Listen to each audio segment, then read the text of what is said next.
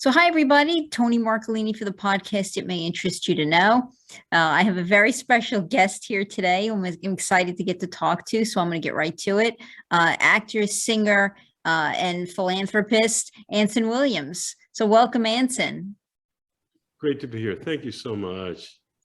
I think I'm going to take you back because you're doing a lot of stuff right now, and I do want to get to everything, the impossible task with a limited amount of time. But I wanted to get to at least a few of the bigger things, but I want to start back in the time frame that I guess I first became familiar with you like everybody else, which was Happy Days. And I'm wondering, there had to be a moment, and actually Don Most was on so we'll give a shout out to Don. He was on the podcast. Actually, we're having dinner tonight. Oh, tell him I said hello. Yeah, absolutely.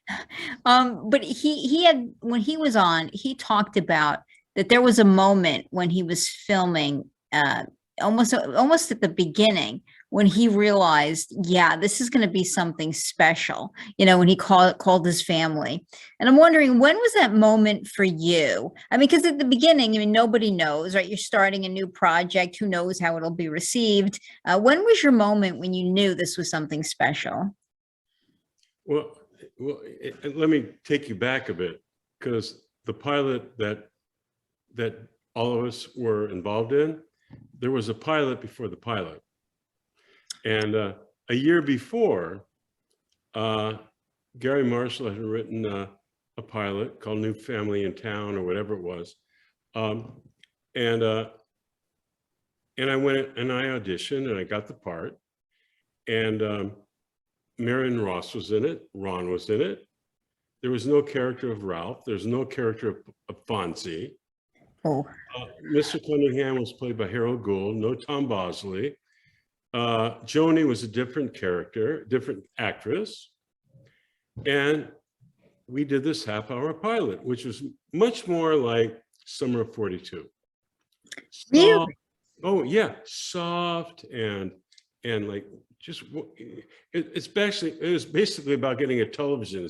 Excuse me, it wasn't New Family in Town. That was not the name. Whatever. It was basically about getting the first television or something. It was like so sweet and soft and Summer of 42 and very and we did the pilot and it didn't sell. A year later, and by the way, I auditioned for the same part as Ron for American Graffiti. And of course, George Lucas had taste and hired Ron. So anyway, no. It's Cindy Williams and whatever. You want to talk about kind of a 1 degree situation of everything. So anyway, American Graffiti comes out. It's a big hit. And Grease is on Broadway. It's a big hit. And ABC, in their wisdom, didn't we have a 50s pilot like a year ago? Yeah. Anyway, let's look at that again. So Happy Days come up. They said, let's do another pilot for Happy Days, but let's make it more like American Graffiti. It was a little soft before. And then back then I was acting quite a bit, and it really wasn't comedy. It was more drama. And I was doing back then Hallmark Hall of Fame was a huge NBC special movie. It wasn't like a channel today. And we were doing Lisa Bright and Dark, which is about having a daughter who has depression, blah, blah, blah, blah. And I played the boyfriend of the lead. And so I'm there, it's basically those parts where I'm the boyfriend. There's 4 pages, I have 3 lines, but it's fine. And anyway, I get a call from the agent saying, hey, they want to do another Happy Days pilot. I go, oh, okay. But okay, when do we start? No, they want you to screen test this time. By the way, the first one I didn't have to screen test. This time they said, you guys might be too old. I go, what do you mean you guys? Now here's Ron Howard, a superstar, head of, major American Graffiti. They thought he might be too old. So we have to audition all again with a screen test. So we're doing a screen. Okay, I'm going, what? Oh, all right, fine, whatever. But they also had, bunches of other duos doing the screen tests. One of them was Donnie, who was with, oh my gosh, Robbie Benson. Wow. Robbie was screen testing as for Richie. Donnie was auditioning as Potsy. So there's all these. So anyway, and Robbie, who's a friend too, is fabulous. He didn't. I don't think he wanted to do it. He did whatever he did in the screen test. It was to not get fired. But whatever, God bless. But so anyway, Don auditions for Potsy. Ron and I are together, and we audition again. We cut to the chase. Ron and I get the parts again. Yeah, they look young enough. Thank you so much. Really wonderful. Thank you. But they loved Don so much. They went, he's really talented. We should create a part for him. And they created Ralph Mouth for Don Most. Wow. And yeah. And they created a 6-line character called Fonzie. 6 lines. Thank God he bought me 2 houses. He bought, they would say, oh my God, Henry, are you jealous? I go, excuse me, are you kidding me? I'm hanging on, keep saying, hey, because I'm going to get another house. Are you out of your mind? This brilliant actor. And by the way, Henry totally 100% created that part. It was not written that way. It was written cartoony. He created a full-bodied, original, magical character. Multifaceted, right? He was very multifaceted in the role. I mean, because he wasn't just cool. I mean, he was kind of sensitive and funny. But that's Henry. And by the way, Henry, Fonzie, in life, he's the last guy to be, hey. He's like, can I help? Can I get you a glass of water? He's the most sensitive, kind man in the world. And it's funny, he won the Emmy a few years ago for Barry. Right. He's brilliant in. Right. Freaking brilliant in. But I got to tell you, he should have won it for Fonzie 40 years before that. You want to talk about acting. You want to talk about, there's a little bit of Barry that's Henry, like a little bit, not the evil, but there's just kind of a person. The persona of Fonzie is 180 opposite Henry. It is brilliant acting, and his instincts were just magical. He created that character, and to this day, it's Superman. I mean, Superman, Fonzie, it's all, and that's Henry, man. He created that character, and I mean, there's not a oots of his real person that's part of it. It's all fantasy. Henry's the kindest, giving, sensitive, literally like don't just kind person. So but anyway, I thought it's great. He won like some years later for Barry. Absolutely wonderful, absolutely. But he deserved 4 Emmys before that. Agreed. I mean, you had great chemistry. I thought your cast, I mean, that's some of the beauty of Happy Days, right? The cast gelled together so well. That chemistry, I think, carried it through right from the start. Yeah. Well, it's interesting you said chemistry, because it's chemistry, and the chemistry is creativity. Because Gary, who hired us and who was our mentor and everything else, he allowed us the freedom to interpret. He allowed us the freedom to contribute. Yeah, I think that's so true. And I talk about that a lot on the podcast about creativity, because the industry you're in, it's so collaborative, right? And somebody writes a book and they're kind of isolated behind a computer writing a book, but writing for television or film, I mean, the writer puts something on paper and there's the paper character that we can, read through. But then the actor gets that script and breathes life into the character, right? And brings it alive and gives that character some quirks or nuances that make them their own. And then, the director, who's picking visually, the angles we're coming in at and how he's visually telling the story, and then the editor cutting the best scenes. So by the time you get to the end of the product that's being pushed out that people are actually seeing, there's been so many hands in the creative process to make that one,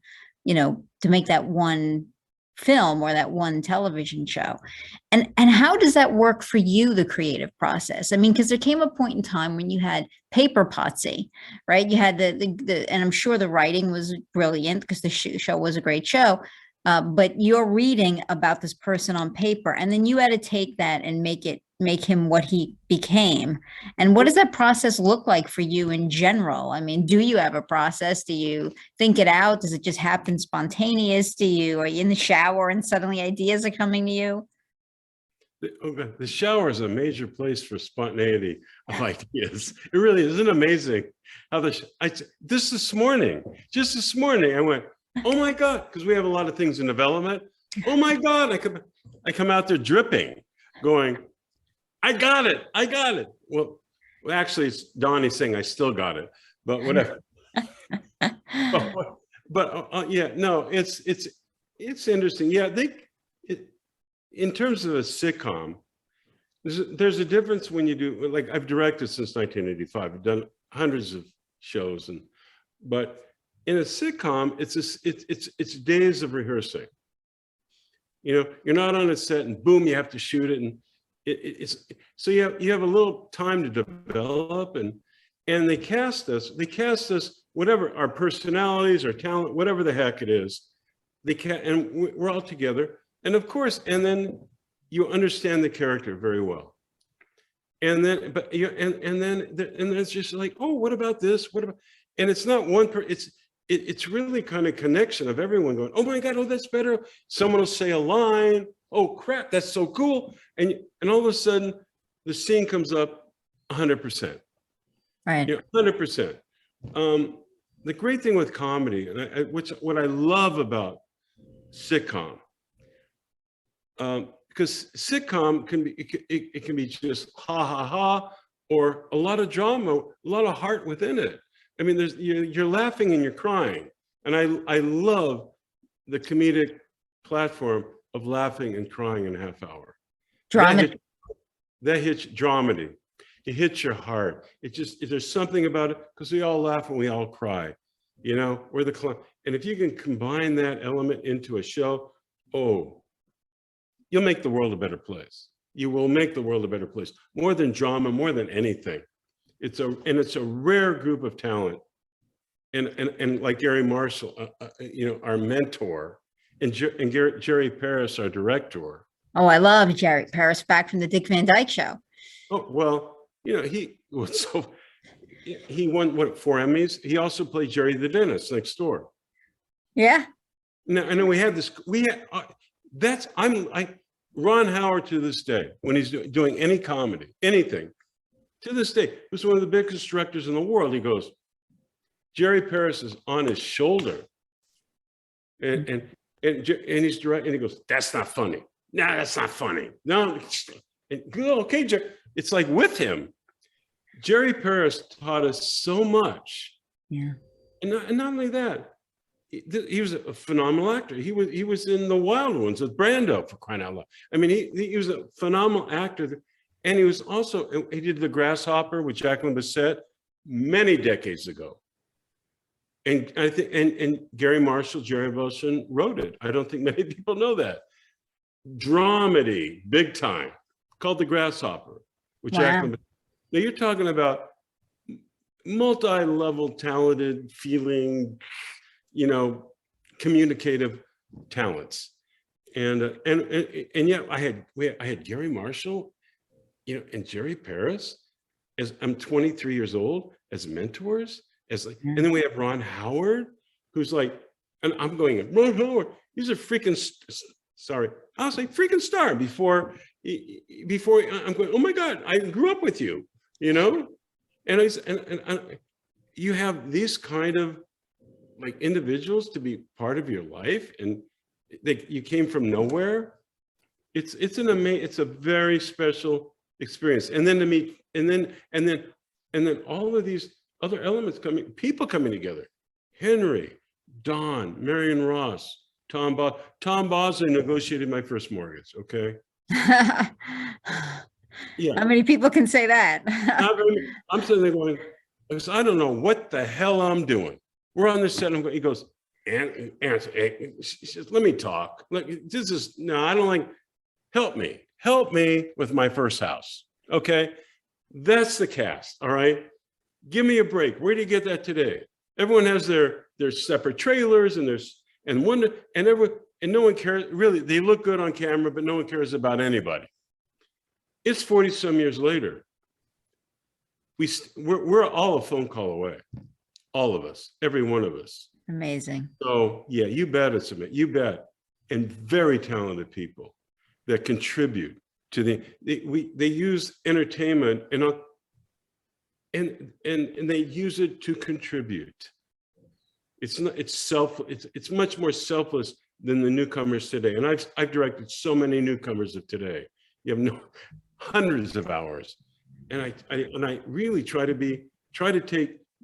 pay forward Gary and Jerry. I try to pay forward, take advantage of where you are today.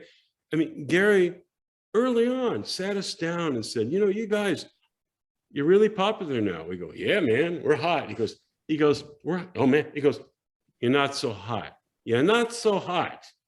It could go away tomorrow. He says, I want you to take advantage of being on the Paramount lot. You got to wear many hats, not just acting, especially you, Anson. He says, he goes, you want to learn to come to the writing sessions. You want to direct, watch Jerry. Go watch other directors on the, learn the business, have options in your life. And if you look at it today, we're all still here. We're all still creating because of Gary.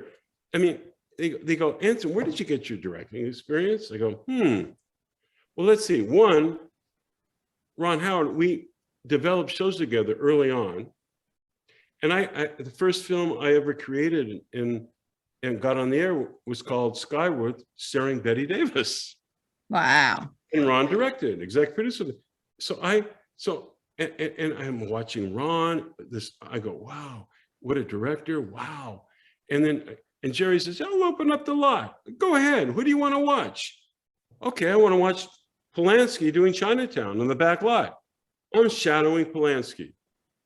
I'm shadowing John Schlesinger. I'm shadowing all the Grease musical. It became a college. Gary made a college. You want to talk about a master class? Are you kidding me? So, where did you learn to direct? From the best, man. From the best. And you learn if you had the talent or not have the talent. Do you have that? You can learn the craftsmanship of directing. You can't learn the instinct of directing. You can't learn leadership. You know what I'm saying? It's like you either have it or you don't. And honestly, it's so funny with acting. You notice I went out of acting because I don't. I said, I don't have that long-term talent for acting. I don't. And you go, but creating and being entrepreneurial or whatever, yeah, I got that. Oh, I got that. So you have to, you got to know when it's too wide a river, and you got to let ego out of it, and you got to, and I just had the opportunity with incredible mentors and experience and whatever, to have the opportunity to have some sanity to pick right directions. Wow. Now I'm gonna ask you if you can recall any particular moment on the set where you couldn't get the scene done. Now they call them bloopers because you kept laughing or you can't get through it. And but do you remember a moment like that it was just you guys were just laughing or you just couldn't get a scene done? actually, it wasn't really laughing or anything. It was interesting. And actually, it wasn't a scene with me. It was a scene with Henry and Ron, right? And we're watching, and it's what happened at the end of a scene. It's called a button, where it's like, especially in where there's a button, you laugh, it goes to the next scene. You know, a button that kind of completes it, right? Okay. And there's a scene in a bathroom, and Henry's sitting there, and Ron's just whatever the scene was, he's like, everything wrong in his life, right? Everything, he's just, oh my God. And there was no ending. And we're sitting, and we're all looking, and Jerry looks at us. Do you have an idea? I go, no. Do you have an idea? No. They call Gary down. Gary Marshall, he comes down. Wow, what's the problem? What's going on? Watch the scene. They watch the scene. Da, da, da, da, da, ooh. He goes, Henry, when he says this, he goes, get a paper towel from the dispenser, fold it up. When he gets to this part, put it around your neck like a priest, like he's confessing to a priest, right? Bam, man, it was his, so there's the scene, here's Henry, He goes, and we cut out of it. All right, we cut out of it. We're going, oh my God, brilliant. I mean, yeah, that's what that's why you're in charge, right? What's that? That's why you're in charge. That's like Gary. Well, no, that's the brilliance of Gary. Yeah, but many times during scenes, it was Gary made it and Jerry made it very collaborative, where we could easily make conversation and this. In fact, a lot of the iconic situations in Happy Days came from the cast. You know, Don Most was the one who said, "Hey, about this, I still got it. He created, I mean, he made that work. Me, I said, why do we keep saying Mr. and Mrs. Cunningham? Mr. and Mrs. C, Mr. C, I'm the one that did that. Let's cut it to Mr. C, and Gary goes, I like, that's good, I'll do that. I mean, so many parts of that show came out of the cast, just in spontaneous moments of rehearsal, you right? Yeah, and so, and actually, it was a blessing and a curse, because at a young age, I'm in this incredible environment of creativity and openness, and you know, and then and then you get in the real business of egos. After Happy Days, now you're in the business of egos and 18 layers of people needing jobs. Just if I say no, I'm safe. If I say yes, I might fail. You know, Gary Marsh. We're sitting there. We start with Happy Days, then it goes Laverne and Shirley and Mork and Mindy and all the, right? You know, he never had a development person, ever. There wasn't 82 layers of people. Yeah, back then, I guess. It was like Gary had a malted milk machine in his office. He was so proud of the negotiation that he got a malted, and he goes, and you sit there, my sister's an odd couple. She's really funny. And Cindy Williams is, and maybe we should put let's just try Laverne and Shirley on Happy Days and let's see if it works, right? Right? Yeah. Boom, baby, right? Mork and Mindy, whatever. I'm just saying, it's like there wasn't 82 people in a room. It was instinctual at the moment, done with very God-given gift people that just connected with humanity. They knew what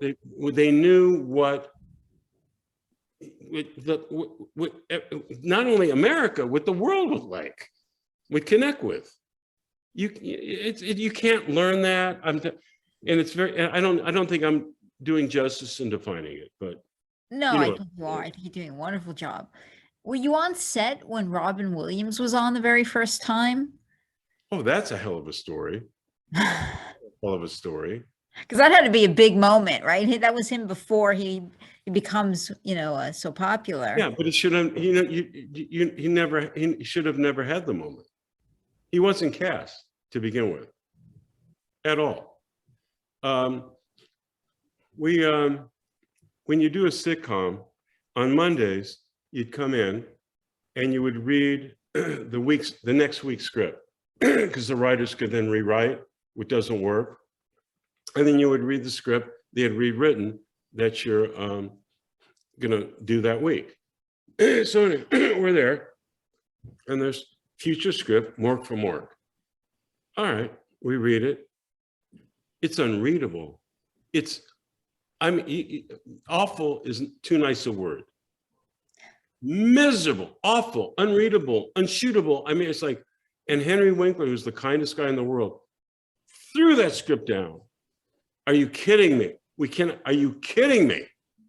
And Gary says, oh, no, don't worry, we'll make it better. It's just, now we'll work it out, right? And the reason the whole script was done at all was his son, Scotty, who was 10 at the time, they came out of Star Wars. And Gary's like such a family guy. He goes, Dad, can you do a Space Happy Days? Can you do it? Please, Dad. And Gary's, oh, okay. And he figures out it'll be a dream. Mork for Mork, right? And he gives us to the worst writer on the staff, who's probably the richest on the staff now, because it went to, I won't get, and so anyway, okay, so we read the script for that week, everything's good, and we shoot the show for that week. Now next Monday, read the script for the next week, everything's, oh cool, read the script for that week, Mork for Mork. It's worse. It's unreadable. It sucks. So we're reading it and we go, we got to do it. I mean, and they hired some guy. I remember tall and kind of quirky kind of quirky, gorky kind of guy, and to play Mork. There was no character there, okay? We rehearsed, okay, we're Monday, we rehearse Monday, rehearse Tuesday, rehearse Wednesday. Now Thursday is called camera blocking day. No, it's no care. It's mechanics. Means we go through the scene, and they're blocking shots with cameras, right? And then at the end of the day, you do a run through for the writers. But there's no writers on the set. There's nothing on the set.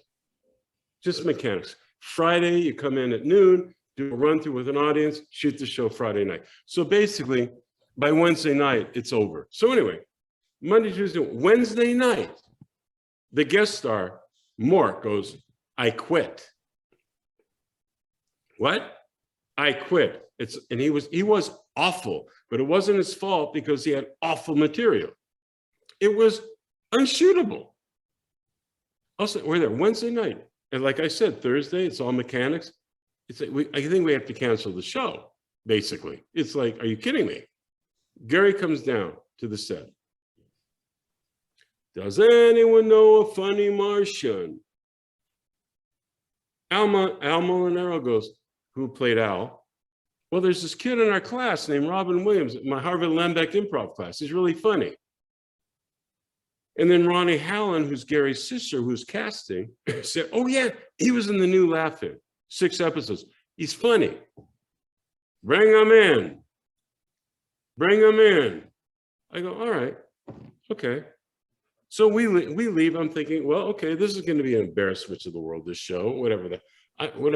So anyway, on Thursday, it's camera blocking, right? No one on the set, no writers, no nothing, just camera mechanics. So Don Most and I weren't in the first 2 scenes. So we were able to come in a little later, our call time, because they were blocking other scenes. We both go in there,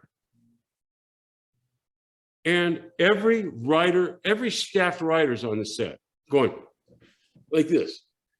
What the hell is going on? Jerry Paris comes up to us and goes, he's a genius, he's a genius, he's a genius. What the hell is going on? Donna and I are going, what? We go over there. There's Robin Williams, improving the whole damn Nanu standing, and the writer's like this. He's improving the whole script. Literally and writing it down. And I literally saw God's light on this young man. God's light. It's like, I've never seen such a spontaneous genius. ever. And he's like, no, no, no, no, no. I'm going, holy God. Anyway, that's Thursday, camera blocking day. And we go through the run through, and writers are going, what? And Gary's going, holy Jesus. Friday, do the run through. That Friday night, from one of the worst scripts in comedic history to one of the grandest moments in comedic history of sitcom within a few hours. And Robin Williams there, he does. Now there's still no one knew him, but there's 300 people in the live Happy Days audience. This audience stood up and they did not stop screaming and applauding and screaming and screaming, and they would not let him leave the stage. All right, and we're going, holy, and to show the kindness of this man. So, okay, we do that show. Now we know, the world doesn't know. The next Friday night, we come in and there's Robin Williams giving little gifts to the cast. Aww. That's Robin, the kindest, most sensitive, most shyest. I was just a wonderful, wonderful, kind, out of the box human being. Well, getting Gary Marshall, I said, you know, I did this pilot with Pam Dauber playing a nun. I think she'd be good playing Mark and Mindy. Anyway, over the phone, he sold 13 episodes to Fred Silverman. Goodbye, good luck, bam. And as far as Robin, where would he ever have that opportunity to be 100% of who he is? He didn't have to become a part, he made the part. He became a total individual. Yeah. You want to talk about divine intervention in show business? There it is. Wow. I know, it's an amazing story. I mean, that you were literally there at the moment, like this just brilliant talent took off. What an experience. Yeah. At the moment, you bet. And you've since, I mean, I know you said you're still close to all the cast, and you recently worked together with Don Most on Harvest Time. I know it, and I did watch it, and I want to know your absolute, because I'm not even going to say why we did it. I want honest opinion. Yeah, and I told this to Don, that as soon as I saw it, I said, you make a very eerie villain, right? I thought there was just something, it was shocking to see you two together in that light. I'll start there. I mean, I loved the work. I thought you both were incredibly convincing in those roles. I saw years of, I guess, history, come through. So, I mean, you're playing brothers.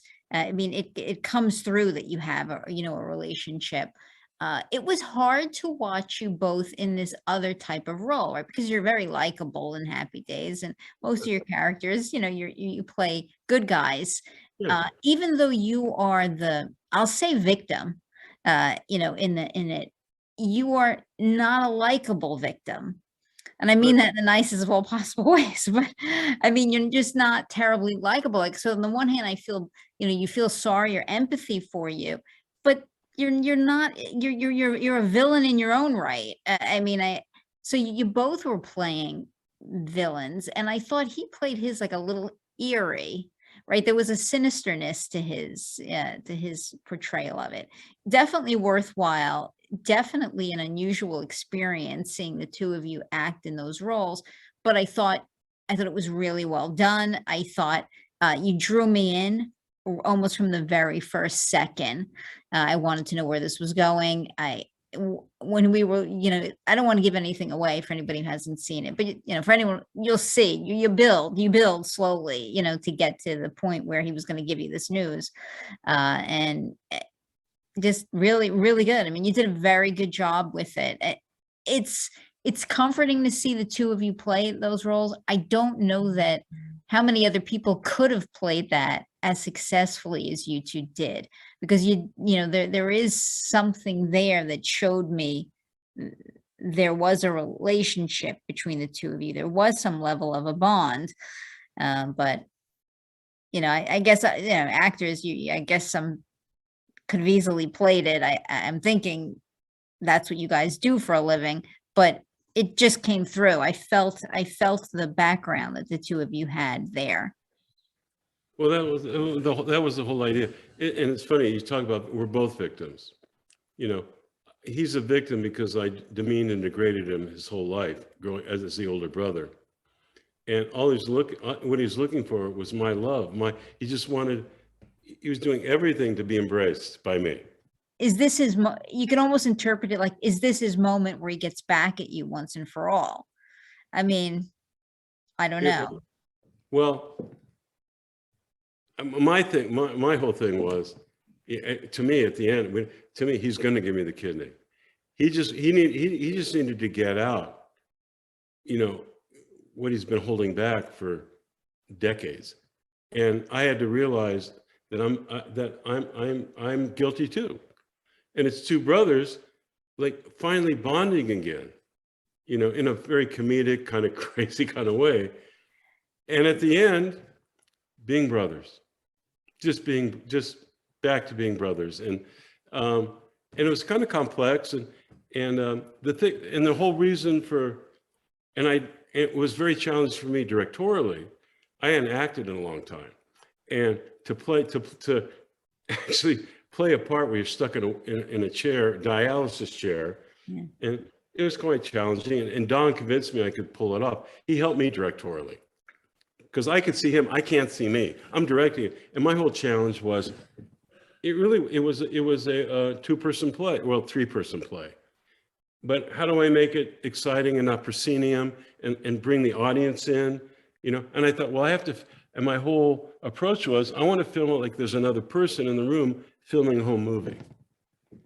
Mm. So it's voyeuristic. So I am the audience. The camera's the audience watching it. And then I thought, you know, usually when you do film, there's like right to left, left to right. There's ways to shoot that so you don't jump. But I kept thinking, home movies, you jump all the time. You're not thinking left to right. You're just jumping and you accept it. So I knew, well, if you just choose that, people will accept it because it's true to what it is. It's not slick. You're jumping cuts and it's like, oh yeah, I see that all the time on my own movies. You know, I'm not being like, you know, I'm not being professional and lining things up. You're grabbing it it's a documentary. You're grabbing it as it goes. And I wanted to have voyeuristic kind of feeling for the whole film where someone's just grabbing it as it's happening. And it worked. We've won so many awards already. It's like astounding to me to make, and what I'm proud about is directorially is picking a style that works. You know, I mean, taking a shot and committing to it. But the other thing was, we were thinking, Don and I were thinking, wouldn't it be interesting? We play these iconic characters, so defined, almost cartoony. You know, Ralph and Potsy. Would people accept us in a total other role? Just a total other situation. I mean, just 180, you know? And that was the challenge. How hard was it to play someone so not likable? You're harsh. I mean, you know, there's no hiding that. Again, you're supposed to be the empathetic character in it, but you're so harsh in it. You're hard to like. Well, I'm hard to like because Don's character, you know, explains, you know how I demeaned and degraded him his whole life. It's very hard to like, and it's hard for me to accept that in that character. But then I have my heart, I have my situation, my heart. So it's this combination, it's a complexity of growing up and everyone getting everyone else's crap, you know? Well, it's a great piece. I mean, it's been very well recognized and received. Yeah, I mean, we've won, oh my gosh, acting awards, directing awards, producing awards, best thing awards, and all that. But it was, I tell you, it was a very challenge to me, having not acted. and basically I told Don, I'm never acting again. I just didn't, I like being behind the camera and I like writing. I just didn't care. And and Don, I think it's one of his best performances. I just, he's spectacular. He's spectacular at it. Yeah, he was really good. I mean, I did see him as the villain, but I have to say, I think you're softening his villain a little bit in your telling of it. He's got an eeriness to him in this. He does. But the eeriness is wanting to be loved. It's not. I don't agree with the word eeriness. It's like desperate to be seen, to be heard, to be loved. It's like, it's like I'm giving. In other words, saying he's committed me his kidney to save my life. And backstory to me was, I took it for granted. Oh, great, but yet he's going, but you hurt me. My entire life, you hurt me. You hurt, but and I give you my kidney because you're my brother, but no, I need something back. I need you to know how I'm freaking feeling. And if I have to sell this kidney for you to listen to me and see me and to get out of your own selfish bullshit, I will do it. And that's the undercurrent of this whole, so yeah, he just wanted attention. He just wanted to be a brother. He just wanted to be appreciated and loved and like equal, and understand what I did to him growing up. Deep. And it's that kind of like transparency, which more families should freaking have. Yeah, you have that kind of transparency in how many families it's like, how many stupid situations are there that negate so many important just needs of connection, because of just not exposing it, not talking about it, hiding behind it. And I think the show gave a little of like, hey, let's expose some of it. Let's connect again. There's so many disconnected families, so many that are so connectable. I agree with you on that. I mean, it's definitely, I highly recommend it. It's definitely, it's pretty brilliantly done. It's definitely worth watching, and it's truly unique to see you two actors in these roles, because we're used to you playing different roles together. Like you said, you're a well-known duo, and to be playing this very kind of dramatic, it's just so different from your other characters, and doing it successmean, I easily slipped into accepting you in these roles. I wasn't going, oh, there's Ralph and Potsy playing that. I easily saw you as these new characters. So I highly recommend it. Yeah, well, that was the whole idea, showing iconic duos, and there's something more to these duos.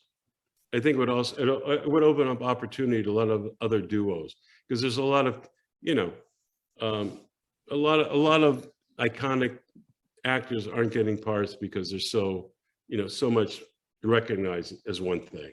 Sure. And to me, I don't care. I don't act anymore. I don't care. I do, but it's just I don't know. It was just maybe having the opportunity. Just John Travolta, getting, Tarantino. He was done, and it's just, where, oh my gosh, it's just giving opportunity to very talented people that are stuck in a box. That's all. Yeah. Opportunity. And as far as and Don, and I'll promote Don like crazy. I think not only is a phenomenal actor and a great friend, he's a phenomenal performer. I don't know if you see. Yeah, he does a lot of singing now, and I do like. I'm a jazz, fan, so I like his music. You did a lot of singing on the show as well. I did. I did. Oh gosh, yeah. Yeah, for years, singing was a big part. But now it's Don's turn. He's matured. It's Don's turn, and he's one of the greatest songbook American Songbook performers ever. He's so brilliant. He's like, I've been to so many shows of his. There's never been not a standing ovation. I mean, just he's born with it. He really, and he loves it. He loves it, and he gives more than he gets. Trust me. He's anyone out there. If Don's performing, go see Don. He is just he gives so much heart and love. It's just a wonderful time, seeing this man's show. You recently, and I agree. I'm a big fan of Don. I like his music. You can buy his CDs. I highly recommend. I'll put a link actually in the video so you can easily Please get do. the Don's CDs. He does a great Christmas one as well. What is it called? Oh God, what is the name of it? He had a cool name. Swinging for Christmas or no? Let me think. But I love I actually have the Christmas one. It's good. Did you really? Yeah. And he had the candy cane in his pocket, for Christmas. But that was Morgan's idea, his wife. Oh, nice. I said, Morgan, that's like a marketing genius. That's perfect. Now you recently released, I think it's Pump Your Blood, right? It was a Happy Days, a song back from Happy Days. You released it for kids. Yeah. Well, it's funny. Jimmy Dunn, who wrote Pump Your Blood years and years ago, on Happy Days, there was I couldn't pass biology or whatever and anatomy but through music I could remember everything. So anyway, Jimmy Dunn wrote the song Pump Your Blood, which is very accurate to their bodies. And talk about flop sweat. I think he wrote it. We have to film Friday night. And I'm waiting and waiting. Thursday morning, he has the song. I go, thanks a lot. So I go in to record it. Now, you have to memorize this song. You have to lip sync this song Friday night. Are you, with every part of the human body? Are you kidding me? So I'll never forget that. It was like quite a challenge. But anyway, we did it and it became a huge deal. And for years and years and years, it's in all these college classes, they would play that song because it's very accurate. And then a few years ago, at the beginning of the pandemic, the whole thing was, don't touch your face, wash your hands. Don't touch your face. And I called Jimmy, I said, can we take that song and do new lyrics for kids? Because parents are having a hard time convincing them to not touch your face and wash your hands. Real simple. And he goes, that's great. So we did it. I re-recorded it. And he wrote new lyrics, and we did it. And it's helped thousands. It's really helped thousands of families. In a fun way, show the little and actually Jimmy also actually made this really fun video along with it. I had nothing to do with that. Jimmy did all that, and everyone's been playing it, and it's been a big help in education for kids. Sure. Yeah, it helps parents to convince their kids to don't touch your face, wash your hands. Very simple in terms of the COVID. And that was and I'm more proud of Jimmy. All I had to do, I said, I have this idea. He goes, great. He does all the work. He does all the video stuff. And literally, it was during the pandemic where this guy came in.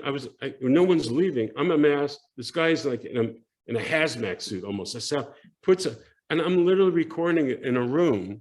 He's outside on the porch with going like, and we record the song. Right? I love that. And then it went out, yeah, and it helped a lot of parents. It really did help a lot of parents in a fun way convince their kids to wash your hands, don't touch your face. It was a very important lesson, everybody. Yeah, that was it, yeah. So let's talk a little bit about Hollywood Museum Squares. I think you were center square recently.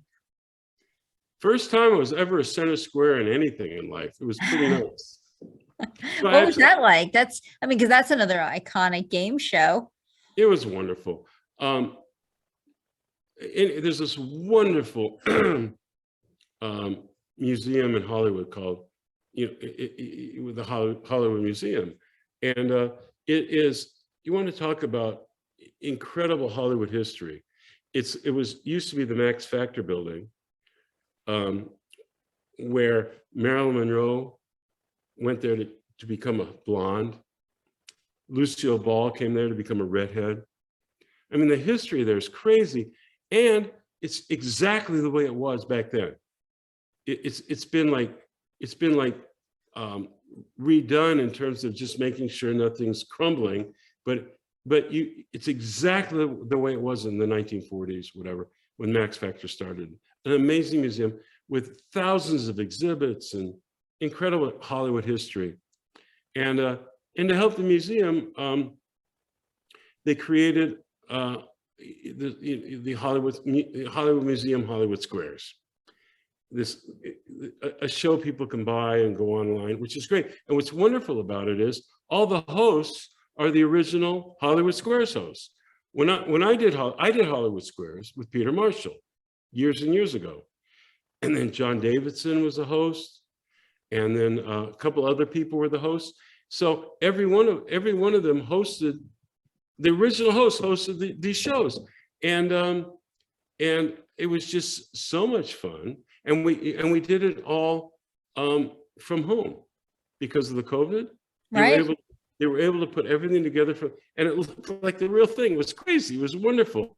So anyway, if anyone out there, go to the Hollywood Museum, and if you can click on these shows, they're incredibly entertaining with great talent. Who was on your panel? Who was with you, around you?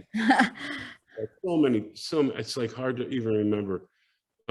Aside from Peter Marshall and Lonnie Anderson and, oh my God, Rich Little, and on and on and on. I mean, it's all the original, celebrities that were on the show. And it's fun. I'm going to put the link, I think, for that in the video as well to take a look at that. I haven't had a chance to take it. I read about it. Haven't had a chance to take a look myself, but I plan on. I was a fan of the Hollywood Squares back in the day, so I think it'll be interesting to go back and revisit with you. Yes. Now, what about viral vignettes? It's something else you're working on. That's interesting. David Levin, very talented creator and producer.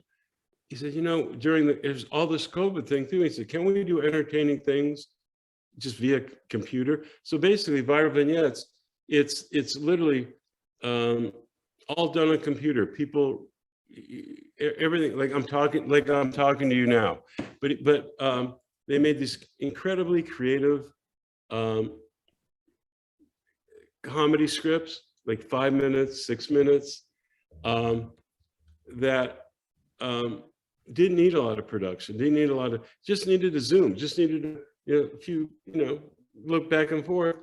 And viral vignettes were this hysterical writing, amazing talent, and so entertaining. And it was fun. I actually was able to direct a few of them, which is interesting, where you're just talking. It's like I'm directing you, and I go, "Hey, do this. Let's go through it." And you cut to someone else. It's just zoom to zoom to zoom to zoom, and it worked. It really worked. It was, and also we had some amazing writers, which helped a lot, along with the amazing talent. So we just had this fun time. And David called it viral vignettes. It's like a series of skits, more or less. Exactly, a series of skits. It's where fans get to do skits with celebrities that they were fans of, and they suddenly get thrown into different skits. A little different. To help the Actors Fund, as screen actors, people need help. David created this part of our vignettes where people bid to be in the show. Wow. And Barry Bostwick, God bless him, brilliant actor, donated his time. And I actually directed a viral vignette with a newcomer, someone out of the blue, to actually star with Barry Bostwick, which is kind of neat, right? And That guess is what? neat. And guess what? She's incredibly talented. It was like it's going to be a phenomenal piece of video for her.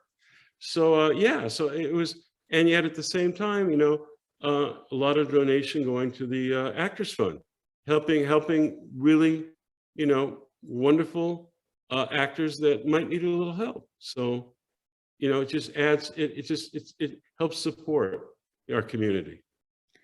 Speaking of community, I really want to acknowledge that you've been recognized recently, I want to say by Congress, for the work you're doing with the 4Ds in terms of driving, not to drive. I think it's drunk, distracted. Help me out with your 4Ds. I'm not helping you Drowsy, out. 'Cause I drowsy. can't. Drowsy, yes, drowsy. I mean, I don't know. The 4Ds. How about just being, aware, awake, Right. so you don't do stupid things, Right. Yeah. Right. Well, you've done a lot of work to bring awareness to this project and to help the community. And you've been recently honored by Congress for your commitment and your work to it. So congratulations on that. Well, thanks. But it's actually, he's actually my second cousin, but I've called him uncle since I was born. He's passed away a few years ago. Dr. Heimlich of the Heimlich maneuver. Wow. Yeah. Okay. And yeah.